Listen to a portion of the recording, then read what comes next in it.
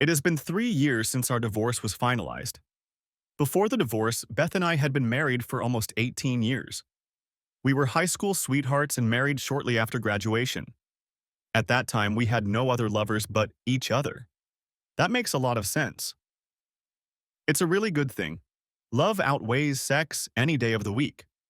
Of course, you don't realize this until it's too late. We led a life that could probably be called a good life. We had 4 kids: Amy, Brad, Carla, and Daryl. We called them alphabetized kids. After Daryl was born, I had a vasectomy. I didn't need the whole alphabet.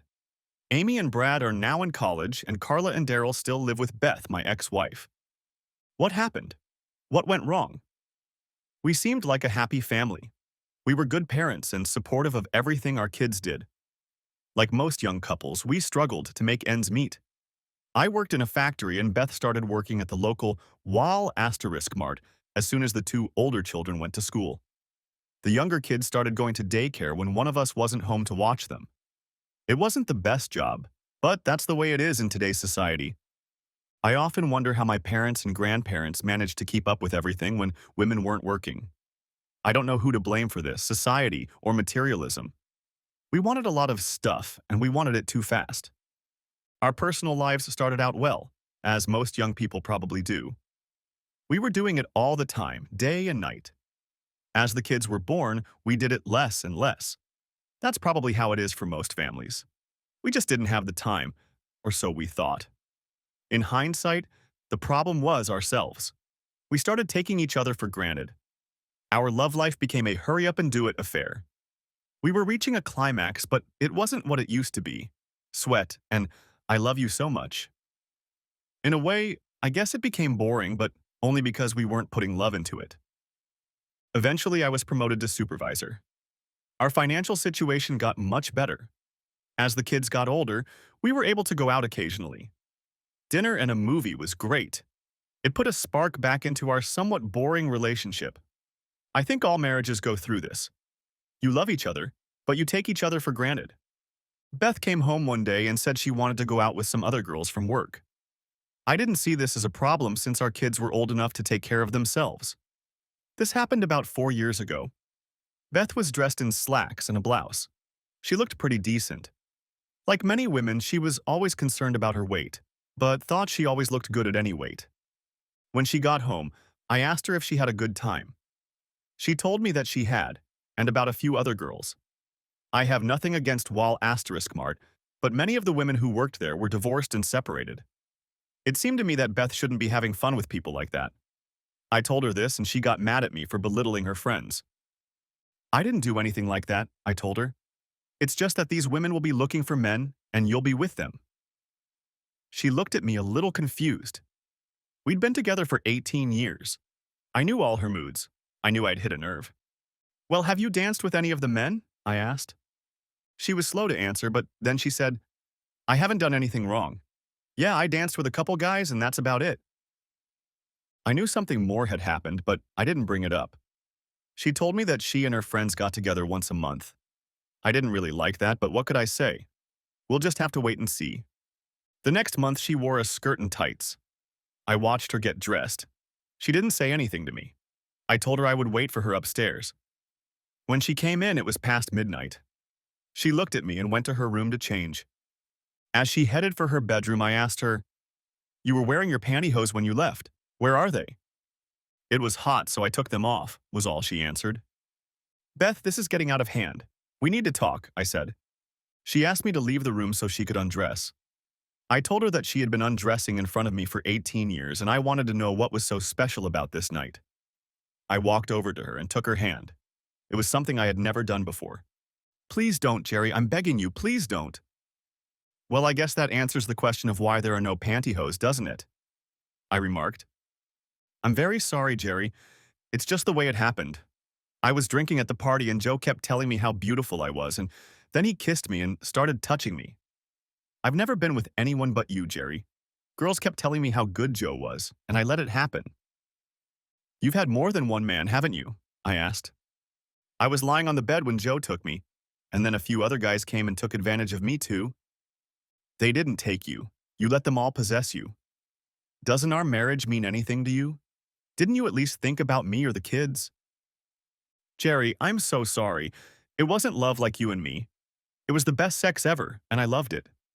Barb, one of the other girls, is married, and she told me that she and her husband like to change. I don't want to lose you, Jerry. Please come with me once and try it, she begged. I needed to think. My thoughts were scattering in different directions.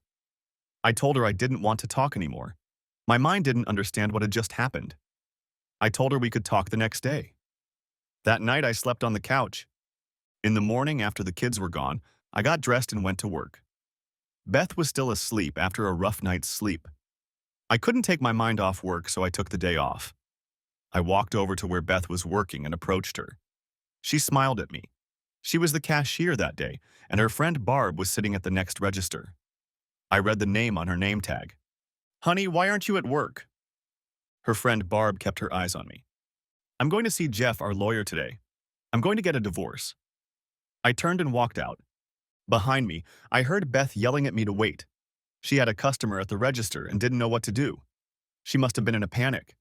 I didn't wait, briskly walked out the door, got in my truck and drove off. I immediately went to the house and gathered almost all of my clothes. I put everything in boxes and loaded them into the truck. I had no idea where I was going, but I knew where I didn't want to end up. I left a note for my kids. I told them that their mother and I were divorcing and she could explain everything to them. I'd really like to know how she would explain it. Probably make it all my fault. She had a way of blaming me for everything.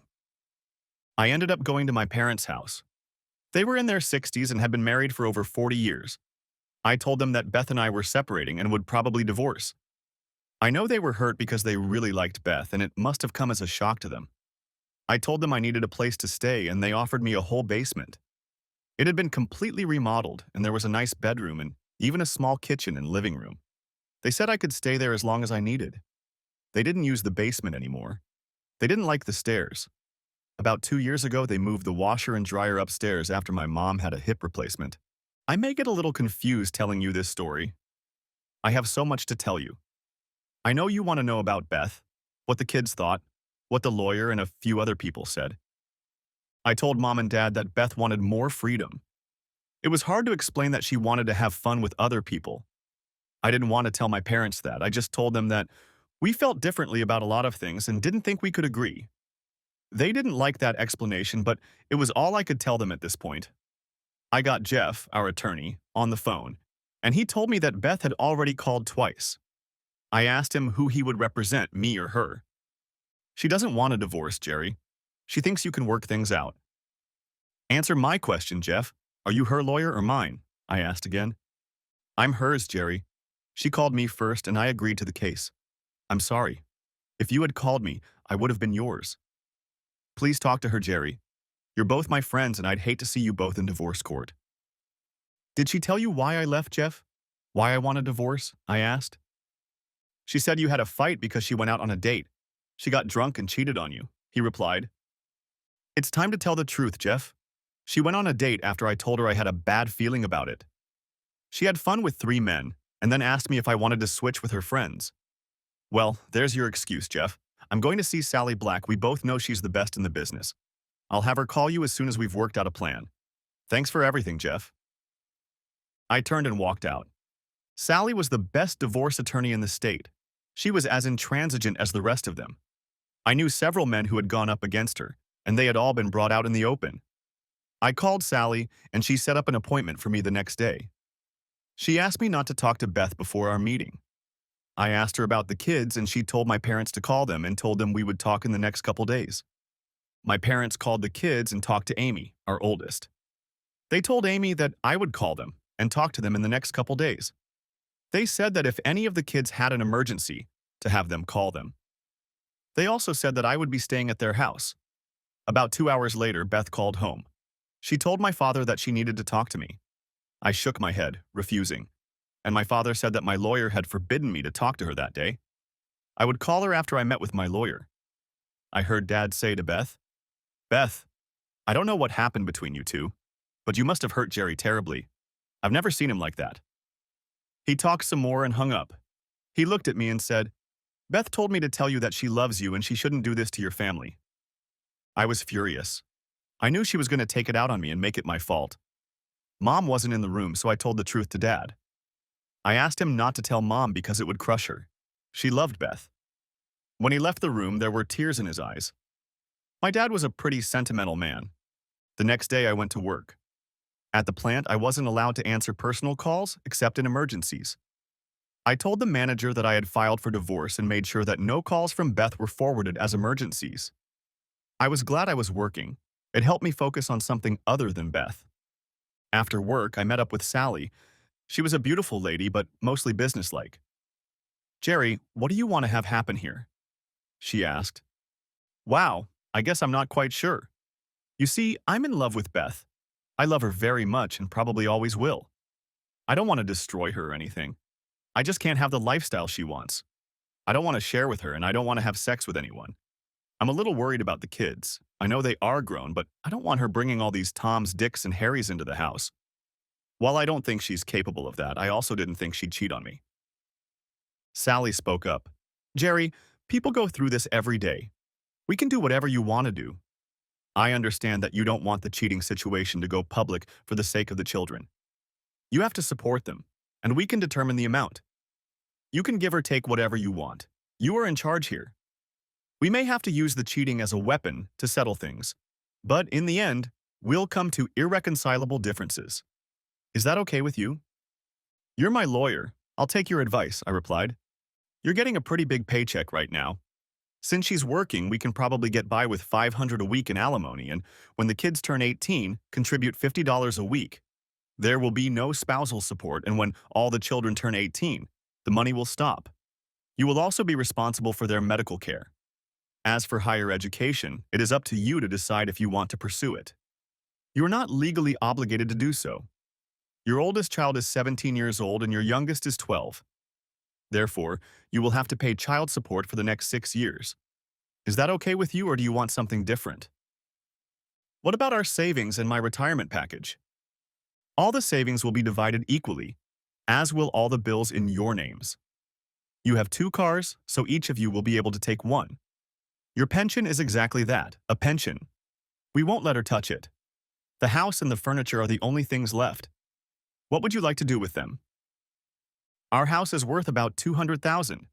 We owe about $60,000, but my children live in it.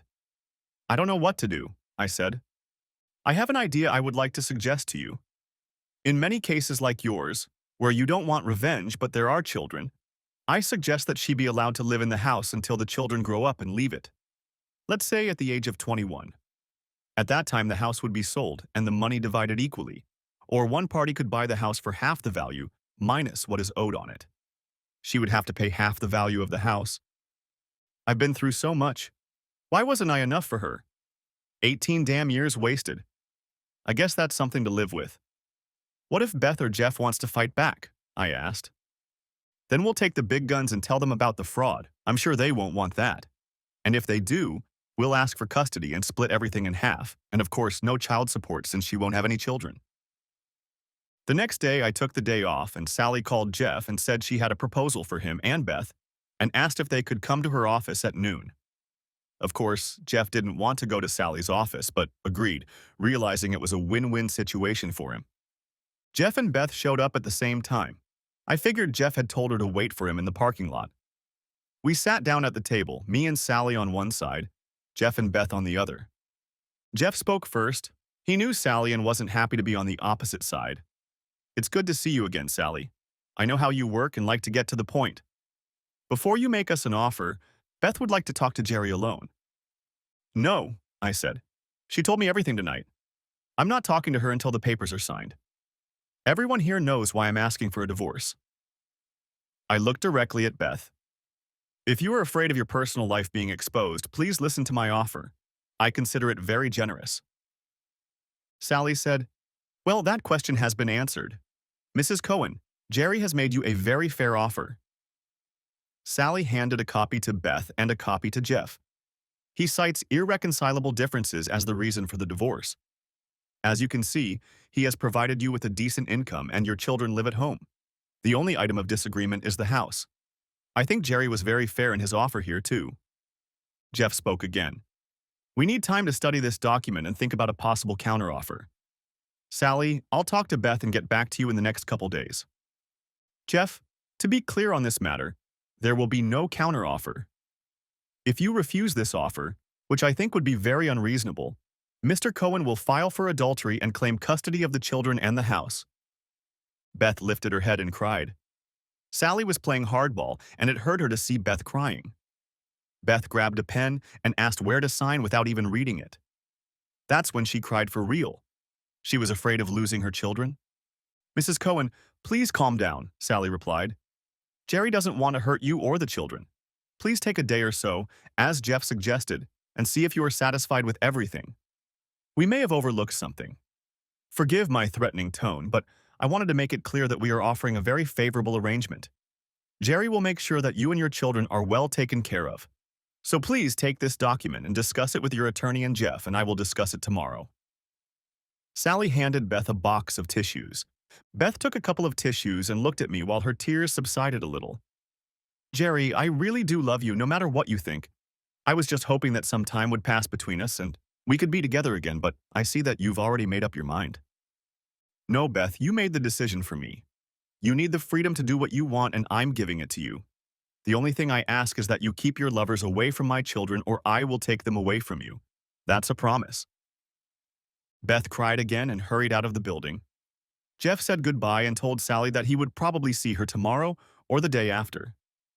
Sally looked at me and said that it looked like I was going to win this case. I replied to her that there are no winners, only losers. I lost the only woman I have ever loved, and my children now live in a single-parent household. No, we didn't win. We just got fair compensation. My daughter Amy took my two youngest children to my parents' house to see me. I was happy to see them. They kept asking questions, and I told them that their mom and I were not getting along, disagreed on some important issues, and were going to divorce. I tried to explain to them that their mom and I will always be in their lives. We just won't be together. Daryl, I'll be at your games. I won't miss them. And Carla, when volleyball season starts, I'll be cheering for you in the stands. I'll always be a part of your life. I hugged and kissed them all as they told me how much they loved me. I gave them my cell phone number, and of course they could always call me at Grandma's house. Brad showed up a little later. Dad, I have a question for you. Did you cheat on Mom? No, Brad, I would never cheat on your mom. Why are you asking me that? Jim, my high school buddy, and Travis, our neighbor, said their parents divorced and in both cases their father was caught cheating on their mother. I was hoping you hadn't done something like that. God, I love you, Dad, and I'm going to miss you. Brad, you won't miss me. I'm not leaving the country. I'll always be here for all of you kids. It's just going to take some time to get used to our situation. Chapter 2. Well, the divorce was finalized and I kept my promise to the kids. I went to most of their school events. At most of them, I saw Beth. She was a good mom, and if she had something to do, she kept it to herself. I would like to point out that Beth and I were always on good terms. We got together for our children's birthdays and other special occasions. Our only agreement was that she was not to mention her personal life to me. We talked about kids, holidays, my parents. No topic was off limits except her personal life. A couple of times she would start saying something about a male friend or something like that, and I would get up and leave. The agreement that Sally and I made, we all signed. I wasn't around when Beth came to sign it. Sally told me that Beth took it very hard. We argued with Jeff several times about what credit cards and who would pay. I think it was his way of saving face. I told Sally that if it came to a fight, I would be the one to pay. We canceled all of our credit cards and started new ones in other names. I talked to the kids regularly. They told me that their mom had come to terms with the fact that we were divorced and seemed to be a little happier. I asked them if she was seeing anyone, and they said no. She went on dates with her girlfriends about once a month. I think I shuddered when I heard that. I never got to have a heart-to-heart talk with Beth.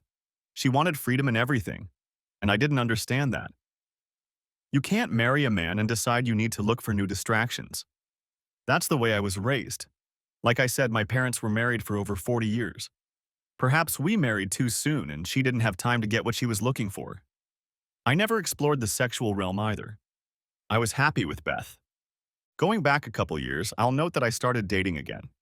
I dated a few women from work. At my age, most of the women I dated were divorced. I made it a rule to never date married women, even if they were separated. I guess I felt it inside of me. I had sex with a few of these women, but it wasn't the same for me. I mean, it was okay, and I treated them with respect. But I thought about Beth all the time. It's funny how you can't just brush her off and move on. I tried, believe me. I really tried. All the women I dated were no good for me. The best days for me were family holidays when I could see Beth. One night last year, I went on a date with some guys from work. They said they knew a loud living room where the women hung out. Of course, you know who I saw there. It must have been ladies' night. I looked up and there she was sitting there. It was funny because there weren't any men around them yet. I didn't know any of the women she was with. The only one I'd met at her job was Barb, but she wasn't there. I approached Beth sideways so she wouldn't notice my appearance. "Would you like to dance?" I asked. "Jerry, what are you doing here?" she asked. "Just out with the guys. Are you waiting for someone or do you want to dance?" I replied. "No. Yes, I mean, no. I'm not waiting for anyone, and yes, I would love to dance with you. Let me introduce you to my friends." She listed half a dozen names, then said, "All of these women are members of our card club. We meet about once every 6 months or so to avoid playing cards, and it just so happens we're having a dance tonight. How would you like to dance?" We walked up to the dance floor and I put my arm around her shoulders. "Just like old times, isn't it?" I said. She looked up, smiled, and I pulled her to me. We did 2 slow numbers in a row, and then the band started fast. "I've never been able to dance to songs like that," I said as I walked her back to her table. She looked annoyed that I had led her back to the table. "Ladies, it was nice to meet you. I better get back to my friends." As I walked away, I felt uneasy. I didn't want to see if another man would approach her. I told my friends that it was time for me to leave and that I would see them later. As I was walking out the door, I turned around and saw Beth looking at me. The next day, she called me. She said she was glad I was leaving and that she enjoyed being around me. She asked if I would help organize Amy's wedding reception. My oldest daughter was getting married. It seemed like just yesterday I was holding her in my arms. Now she was ready to start a life with her boyfriend. It was funny that Beth called the day after we met because I knew that Amy's wedding was still a year away. I told her that I thought it was a little early since the wedding was so far away. She replied that we needed to make reservations and such. I suggested she call Amy and make arrangements with her. After all, it was her wedding. After they put their ideas on paper, I would handle the financial matters. She said that was fine, and that she would call Amy and get started. I wanted Beth to know that one dance wasn't going to get us back together. I called her about a month later to ask how the plans were going. Carla picked up the phone and told me that Beth had gone out with friends. I was furious, but really had no right to be. We had been divorced for over 2.5 years. I asked Carla if her mom went out regularly, and she said about once a month. I called my buddy Pete and asked if he wanted to go to the lounge. He was also divorced and liked the ladies. We walked into the lounge and it was full of people. I saw Beth sitting with a group of people, men and women. I decided to hell with her. I was going to find another woman to dance with. I saw a young girl probably in her early 30s. She was dressed very sexy, wearing a miniskirt and no bra. Pete said, "Damn, that's great. Look at these girls sitting by themselves." The girls were sitting with other women dressed about the same. They were only a couple tables away from Beth and her friends. I was walking toward Beth's table when she noticed me. Her mouth dropped open and I walked past her table and headed over to the table with the sexy girl. "Do you want to dance?" I asked her. "Sure, I like older men, especially handsome ones," she replied. I knew she said it loud enough for Beth to hear her. We stood up and I pulled her to me. I didn't hold her hand, but wrapped my arm around her and pulled her to me. "I'm Jerry, and you're a very nice woman." I danced almost in front of Beth's table. "I'm Rachel, and it's nice to meet you, Jerry." I pulled her to me and tried not to look at Beth. The men at Beth's table were looking at Rachel's legs. I pulled up her skirt so they had something to look at. The next song was fast, but Rachel and I stayed on the floor and danced. I knew this turned Beth on since I had never danced fast songs with her. Another slow one followed, and I grabbed Rachel and pulled her tightly to me. I slid my hands down and squeezed her buns. She only smiled at me. At the end of the song, I walked her back to my table and said that maybe we could dance again later. Rachel replied, "I'd love to."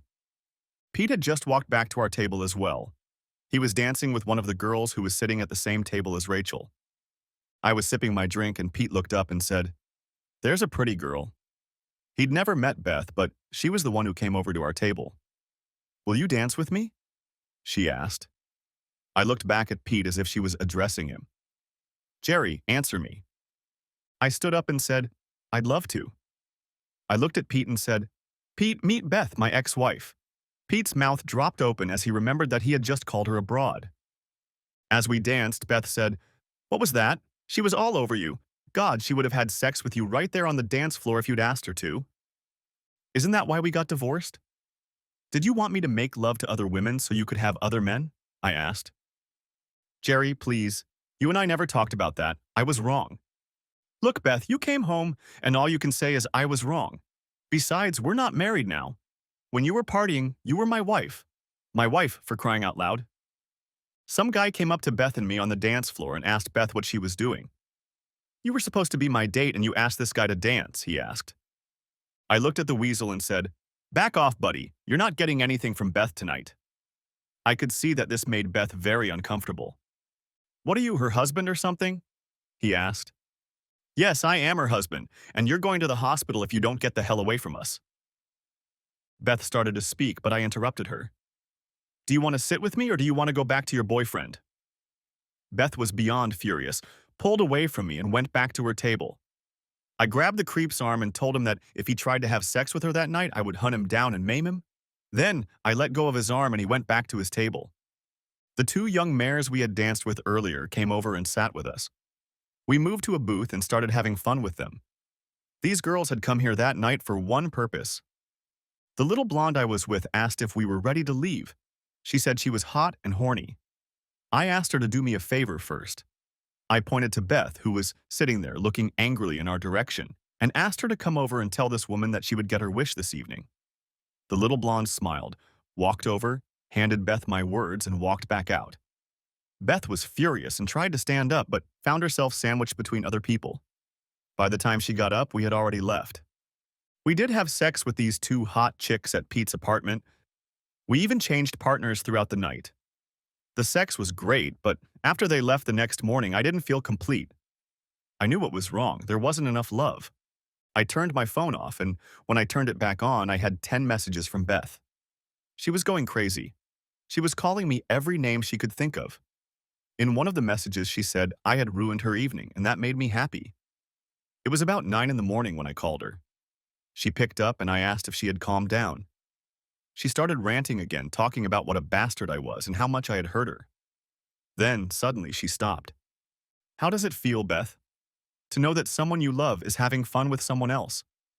It's the life you've chosen. You sleep with whoever you want, and I'll sleep with whoever I want. Screw love." As I hung up the phone, I heard her crying. I didn't hear from her for a few weeks. Then one day she called. "Jerry, can we talk? I mean about everything. I know it's going to hurt you because seeing you with that slut hurt me. And I know what I did was much worse. Beth, it's over. Go on with your life and have fun with whoever you want. I don't care about that anymore. I just wanted you to feel what it was like. Jerry, I haven't had sex with a man in 2.5 years. The last time was a month after you left me. Things weren't going well and love wasn't happening. I realized men were just using me as a whore. I'm not a whore, Jerry. I was wrong. I was really wrong. And there's no way I can prove it to you. I wanted to try to explain it to you, but that's not the life for me. I realized it when Joe asked me if I was his little slut.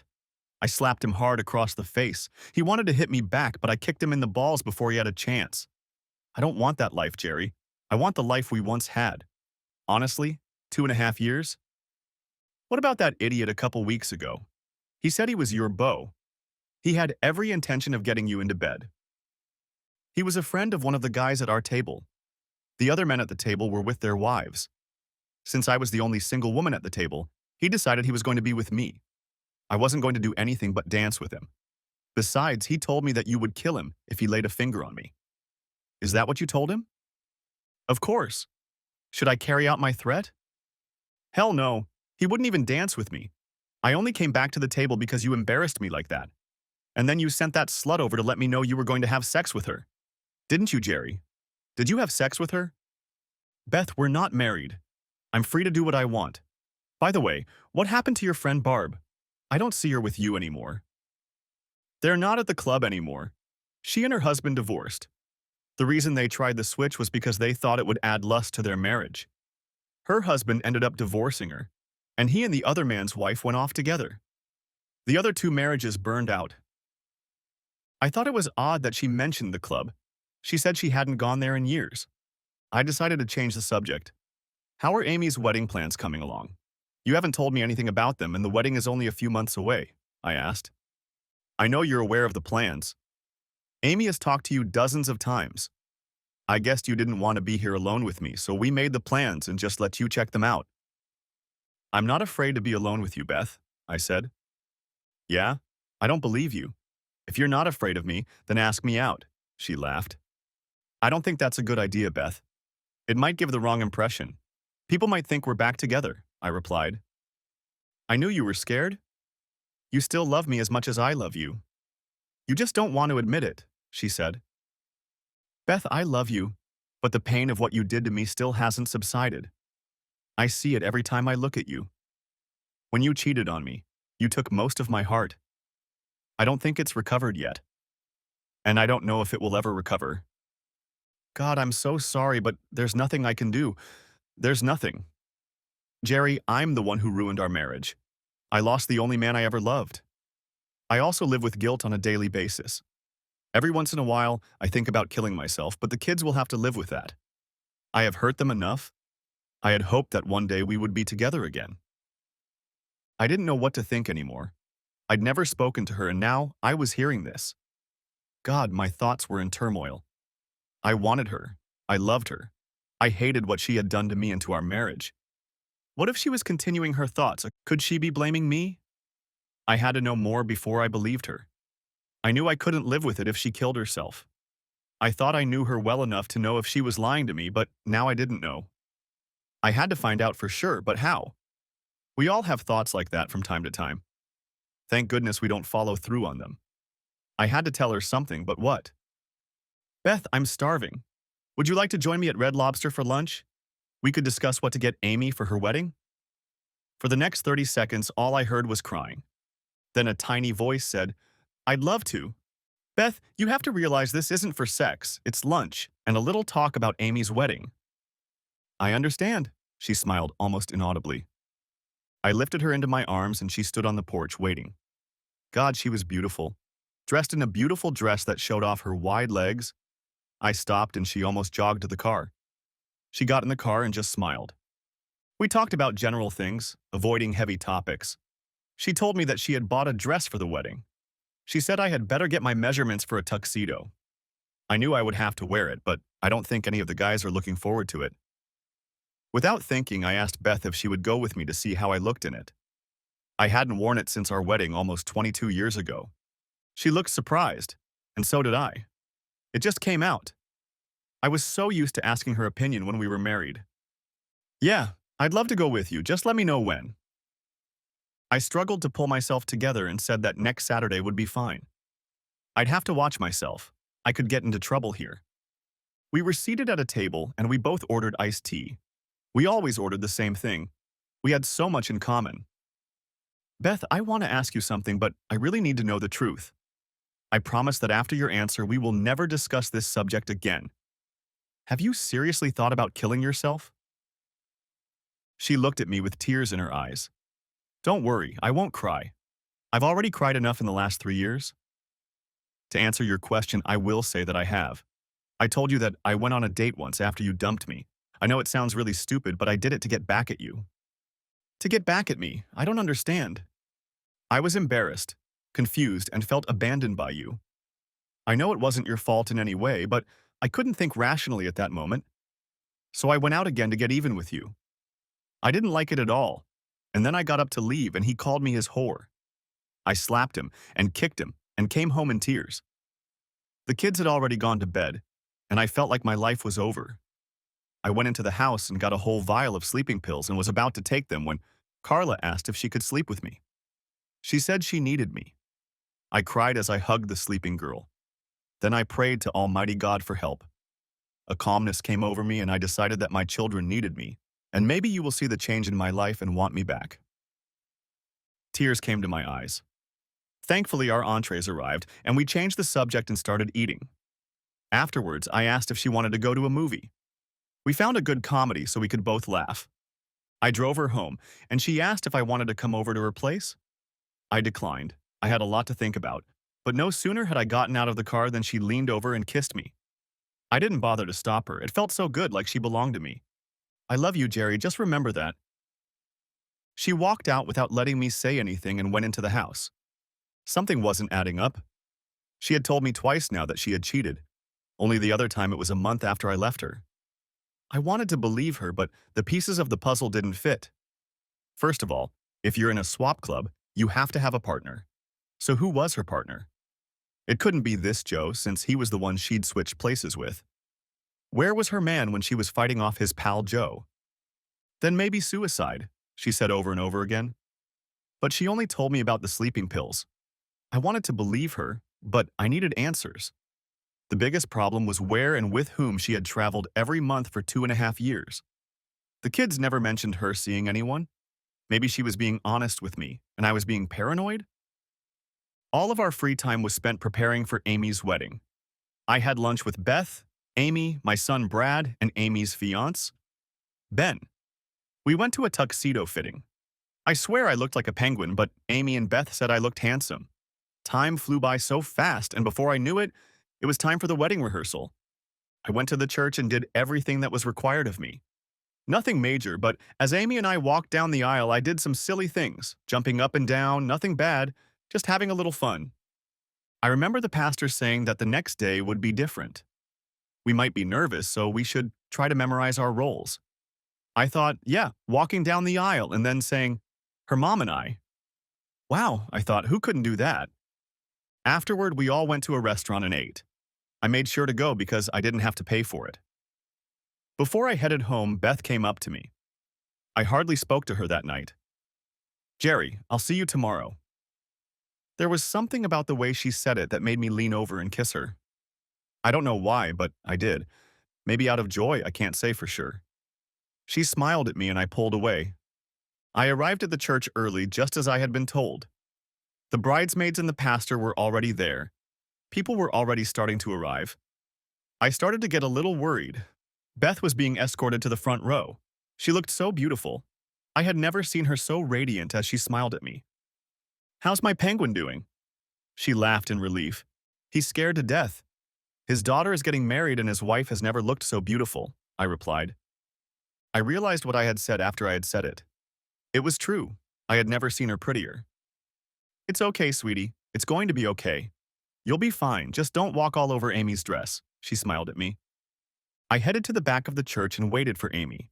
When I saw her walking beside me, I cried. She looked like a younger version of Beth.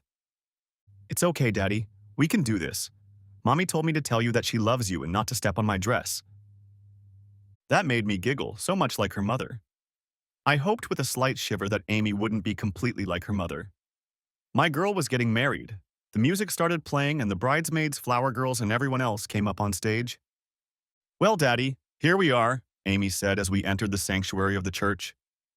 We started walking down the aisle and I kept telling myself not to step on Amy's dress. My eyes filled with tears as I led my girl down the aisle. This was what life was all about. Love, family, and friends. We got to the front of the church and half the people had tears of joy in their eyes. Thank God I wasn't the only one like that. Who gave this woman away in marriage? Asked the pastor. The pastor asked. What was my answer? Me and Beth. No, her mother and me, I said. I turned to sit next to Beth and she was smiling and crying at the same time. I whispered to Beth, I blew it. One stupid suggestion and I ruined everything. It's okay, honey, you did good, Beth whispered. All through the service, I held Beth's hand, perhaps even hurting her. She didn't say a word, just sat there smiling and crying. I was glad when the service was over. Then we stood around taking pictures and doing other things. Then it was time for the reception. I was craving a drink, so I went and got one for myself. A good time was had by all. Amy and Ben were a lovely couple. People said it was so nice to see Beth and me together. Every time I heard that, Beth just smiled without saying a word. The dance started, danced by the bride's parents. I took Beth out onto the parquet and started dancing. People started clapping for us. I looked around at all of our kids who were all smiling. I looked at my mom and dad and they both gave me a thumbs up. Everyone seemed to have confidence in us except for me. After the wedding, Beth asked me if I would drive her home. Of course, I said yes.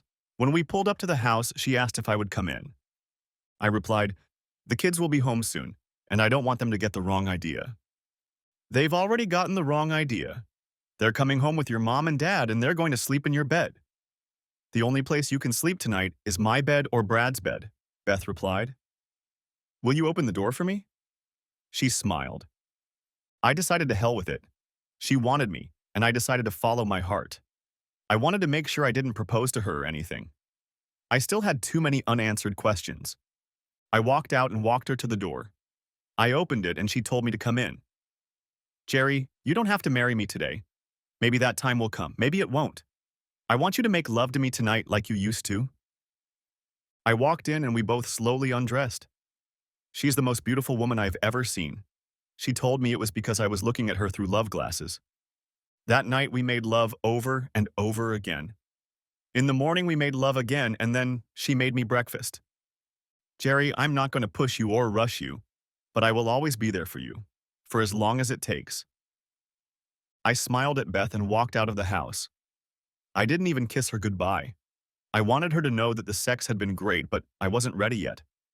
Now I had a new problem to think about. Beth was doing things with me that we'd never done, and yet she'd been without a lover for almost 3 years. Something was wrong. I knew it, but I couldn't figure out what it was. Everything was too good, too easy. In over 2 years, Beth had never once mentioned getting back together. In the last year, she'd started throwing herself at me. I needed to find out more.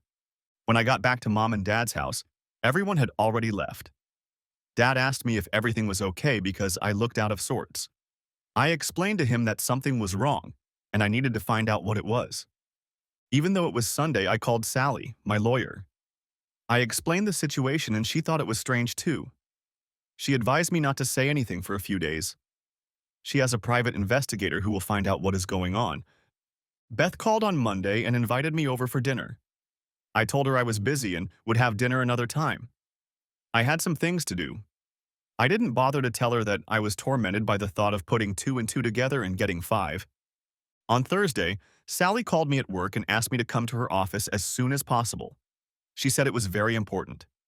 I asked for time off and went to Sally's office. When I got there, Sally told me something I didn't want to hear. I was right about Beth. She was in a swap club and her partner was Jeff, her attorney. Apparently, after I left, Jeff decided to take my place. Beth never decided to give up her lifestyle, but kept it from me. I asked Sally why she had come back for me in the last year. She had her own freedom and her own life. Why bother me? "It's all about money, Jerry. She's borrowed $100,000 in the last 3 years. Instead of $60,000, you owe $160,000, Sally said. "How did she get it?" "Didn't she need my signature to borrow the money against the house?" I asked. "No, when you settled your credit cards, one of them was a cash loan. You could borrow on it continuously up to a certain amount. Your total was almost up to that amount. Your friend Jeff slipped past us. There was no way of knowing when you agreed to repay the loan. Sorry, Jerry, I should have followed up on that after the divorce. We don't usually do background checks unless we're asked, and Jeff certainly wasn't going to ask." Sally, when I spent the night with her, I checked the cabinets for the medications she was prescribed. There weren't any. So I called the doctor and he told me that he had never written a prescription for sleeping pills in the last 3 years and that Beth had passed all the tests. He said that she actually comes to see him every 3 months, not 6. I asked if she had asked to be tested for any sexually transmitted diseases, and he said she had been tested and was clean. Thank God, I thought. Thanks to the medical bills I was paying, at least I could figure it all out. "So, Sally, what do we do now?" I asked. "The only debt you incurred is the house. We'll put a 40,000 lien on it, and if she ever tries to sell it, you'll get that part of the equity. The rest is your loss. As for the children, 2 have already left the house. The other 2 are old enough to decide if they want to live with your ex-wife, with you, or with your parents. We'll leave that up to them." Jerry, since you told me you were moving out of state, you will probably be out of the loop. I'm sure they'll want to finish the last years of their high school education here. Thanks for everything, Sally. I guess it's up to me now. Please call and put a lien on the share of the house. If the kids decide to live with my mom and dad, I need you to transfer the child support payments to my parents. I went home and talked to my mom and dad. I told them both that I could never go back to Beth. Even though Dad already knew, I explained it like he was clueless. Beth had been deceiving me, and I had hoped she had given up that lifestyle, but it hadn't happened. If she had been honest with me, we could have worked things out. I knew my parents were deeply hurt, but they needed to know the truth. I stopped by Beth's house while she was at work. I told the kids the truth right away. Their mom was cheating on me. I didn't bother to tell them about the switch or anything like that. I tried to give her time to change, but she never did. I thought we had a chance at marriage, but I found out she was still lying to me. I could never live with her or trust her again. I just couldn't forgive anymore. Now I had to tell them I was leaving the state. They could come with me, stay with their mom, or live with their grandparents. Both of the younger kids said they would stay with mom. Although she had boyfriends, she never brought them into the house. Carla told me she never saw any strange men in the house. The only one who came to visit, other than relatives, was Jeff. They had known him for years. I didn't have the heart to tell them that Jeff was one of her lovers. They all cried and said they would miss me, but I explained that I would only be 5 hours away if they needed me. They could also visit me anytime. "When are you leaving, Dad?" Brad asked. "Next week. As soon as I get settled, I'll give you my address and phone number. I love you all and will help in any way I can." I called Beth at work. It was something I'd never done before. "Beth, meet me at the tavern. I need to talk to you away from the kids." She said she'd be back from work in an hour and would be there. I know she must have thought her plan had worked and we'd be back together. When she walked in, I started our conversation. "Beth, I've been doing a lot of thinking. Because of Amy's wedding and making love to you, everyone thinks we're back together. It's all happening too fast for me. Do you know that no one knows why we got divorced in the first place? I look back on your life over the last 3 years. Where's the pain? The pain I felt when I found out you cheated on me. There wasn't any. Sure, your financial situation has suffered a little, but nothing more than that." She looked at me a little concerned. I continued, "Our night together was the best night of our lives. You did things with me that we had never done before. I remembered that you always thought it was too dirty, but here you are doing it. It made me wonder where you learned to do it." "Jerry, I can explain it," she said. "And here's what I need you to explain. You told me you hadn't been with anyone in 2.5 years. Why did you lie to me? You've been having bachelorette parties every month. It seems like the women you met at work and at the card club were also members of the swap club. So I guess you did have sex after all." She started crying again. "Because you had sex with other men, we got divorced and you never stopped doing it. Go and explain that. Go home and tell your kids why I left in the first place. They deserve to know, and they're old enough to handle it. I've already talked to them." "Geez, Jerry, you didn't tell them about me, did you?" she asked. "It's always about you, isn't it, Beth? Never about your kids or me. I told them you were having an affair and cheating on me." "Jerry, I'm so sorry. You left me, and what could I do? I'm a woman and I need to be loved." "You don't need love. What I did last night was love. You need unlimited sexual partners. Did you think I'd never find out? How the hell did you think I was stupid? I thought if we got married and then I caught you cheating on me again?"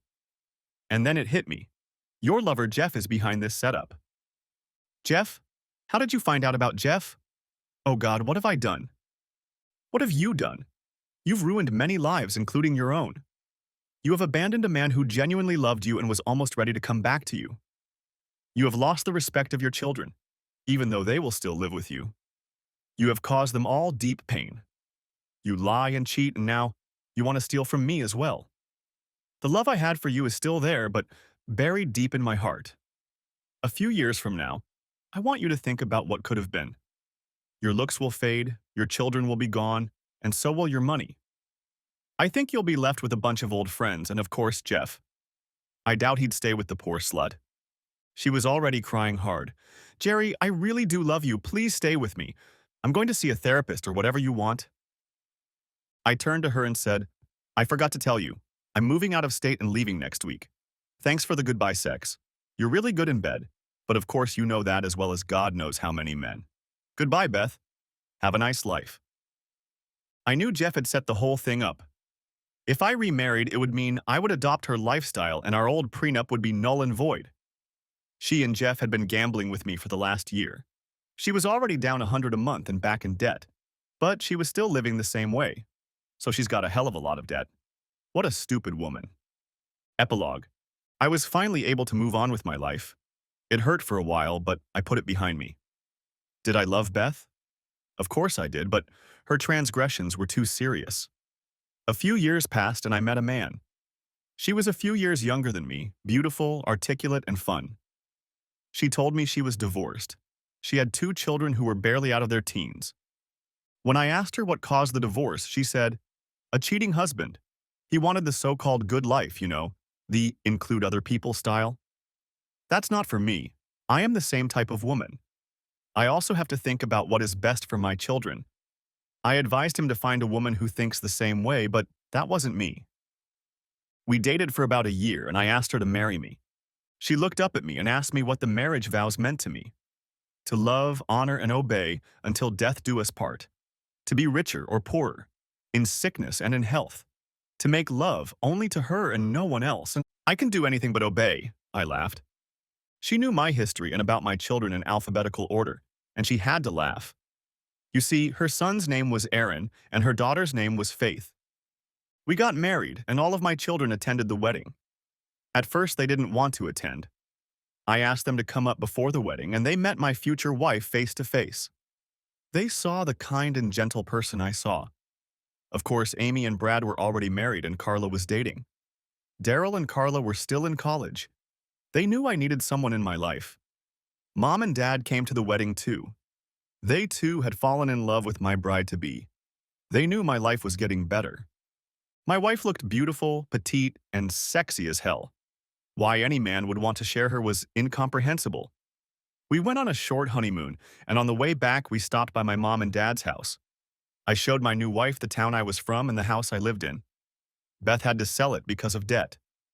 I got $30,000 for it thanks to Sally, my lawyer. We moved back home and started a new life. It was a simple life, but we were happy. We enjoyed it to the fullest and our lovemaking was amazing. We only had one problem, but we were able to work it out. You see, my new wife's name was Bethany. I remember her looking at me and saying we should do something about it. She didn't want me to call her Beth, so we decided to call her Sweetie. She told me that she didn't care what other people called her, but she didn't want to hear anything out of my mouth other than the word Sweetie. I remember asking if I could call her Sweetie sometimes. She smiled and replied, that would be fine too. When we make love, you can call me anything but Beth. She laughed. No, I don't know what Beth does. I've cut her out of my life. The kids see her and say she lives in the apartment alone. They say she's doing well. As far as dating, they think she is dating but doesn't talk about it. They said she cried when she found out I was getting married. Of course, they love their mom and care about her. She'll be fine, they say. I hope she hasn't given up on the wildlife. I guess I'll never know that. I remember the last thing she said to me. Jerry, I love you very much, and I want you to know that I'll be waiting for you. I know you will come back to me. I will be here for as long as it takes. I answered her, eternity is a very long time to wait. Thanks for watching. I hope you enjoyed it. Subscribe to my channel and stay tuned for the next videos.